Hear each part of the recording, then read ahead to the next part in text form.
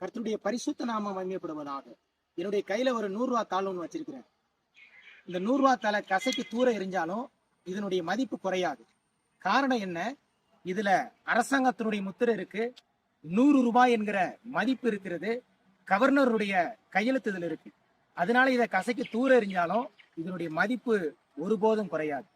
அதே போலதான் இன்றைக்கு கிறிஸ்தவனுடைய வாழ்க்கையும் கூட. ஒருவேளை பாவத்தினால நீங்க தேவனுடைய சமூகத்தை விட்டு விலகி போயிருக்கலாம், தேவனுடைய பிள்ளை என்கிற ஸ்தானத்தை கூட நீங்க இழந்திருக்கலாம். ஆனா தேவன் ஒரு நாளும் உங்களுடைய வாழ்க்கையை அவர் வெறுப்பதில்லை. ஒரு நாளும் தேவன் உங்க மேல வச்ச அன்பை அவர் ஒரு நாளும் எடுப்பதில்லை. காரணம் என்ன? உங்க மேல பரிசுத்த ஆவியானவருடைய முத்திரை இருக்கு, தேவனுடைய பிள்ளை என்கிற அதிகாரம் உங்க மேல இருக்கு, தேவன் உங்களுக்கு கொடுத்த அந்த ரட்சிப்பின் அனுபவம் உங்க மேல இருக்கு. அது என்றைக்குமே மாறாது.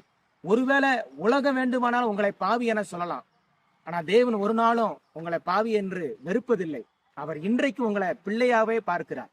அதனால சீக்கிரமா தேவனுடைய ஓடி வாருங்க, தேவனுக்குள்ள ஒப்புரவாங்க.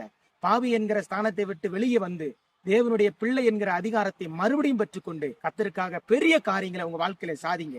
கர்த்தர் உங்களை ஆசீர்வதிப்பாராக. ஆமென்.